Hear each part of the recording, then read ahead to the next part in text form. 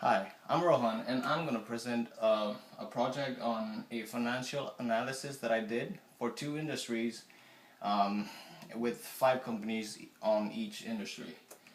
Let's begin.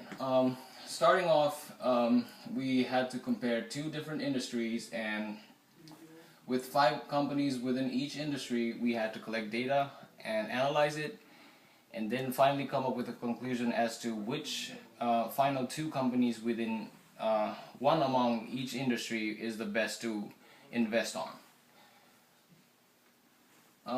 The first industry I chose was insurance insurance industry, and among that, I went to several datas and found out these top five companies under insurance, and these are AON, AmTrust Insurance, Progressive Insurance, which is pretty famous these days, Shaw Insurance, and Travelers Insurance. The other industry I chose was cable service providers, which is also widely popular these days, and a lot of customers are willing to get these cables. So these are the companies listed that are Comcast, Time Warner, Charter, EchoStar, and Cablevision. First of all, I gathered a lot of data, and among which I chose the ROA, that's the return on assets. The second one, ROE, the return on equity, and then it's the asset turnover ratio. Moving on.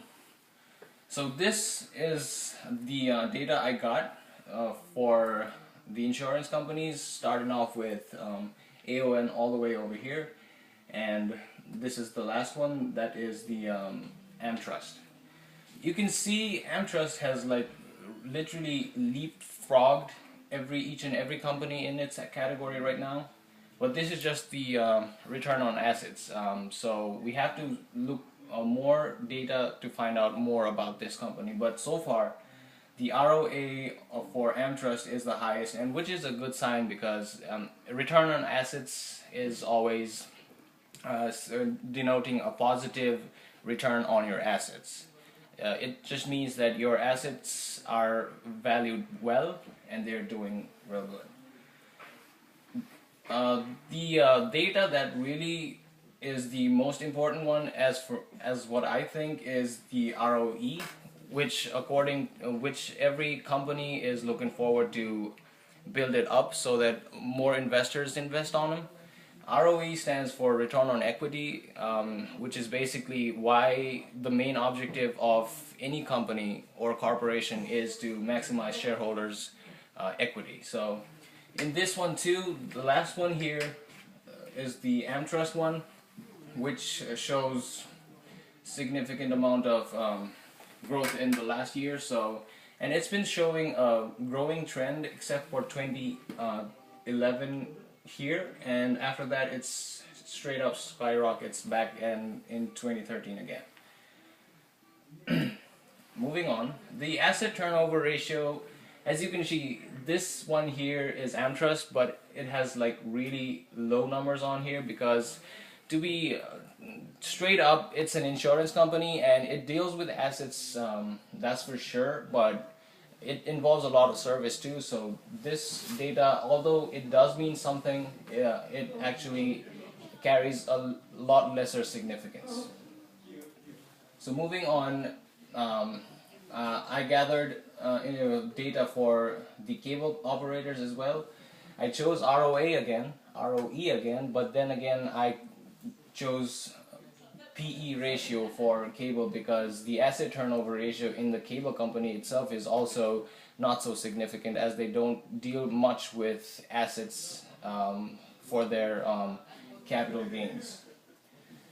Moving on, this one right here is the Charter, and this one right here is the Cortex.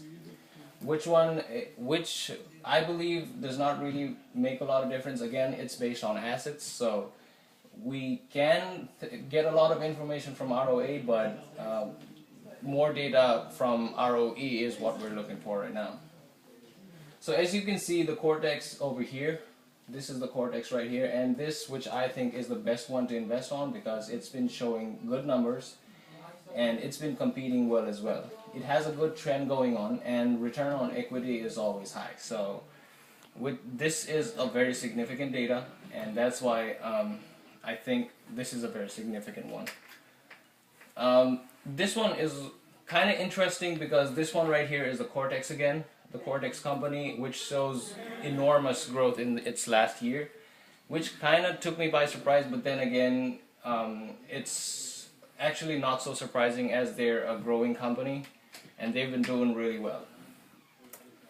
So finally, as it's already clear for you, the two companies I chose for the possible candidates to invest on is no doubt AmTrust and Cortex Cable, among which two, if I see those ROE head-to-heads again with AmTrust and Cortex, AmTrust wins by a mile for me. So I actually would suggest investors to invest on AmTrust rather than Cortex. Cortex, although it's doing well, it's a growing company right now. It's emerging and it has a lot of years to still cover to gain that maturity in the market. So AmTrust, it's been there, it's an insurance company, and it has a lot of scope, and it also has a lot of reach with investors. So I would go with AmTrust.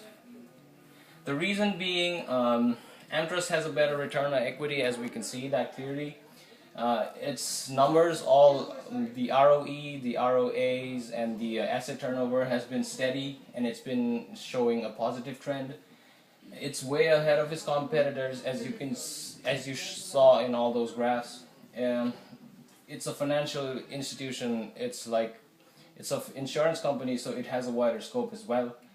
It's a bigger company because it's been here. It's been functioning way before Cortex, and it has a better prospect in the future because you never know. For cable companies, other might come up with a better price or better quality than other ones. So I would say it does not have a future perfect prospect for doing good in the future. So I would like to conclude my speech here.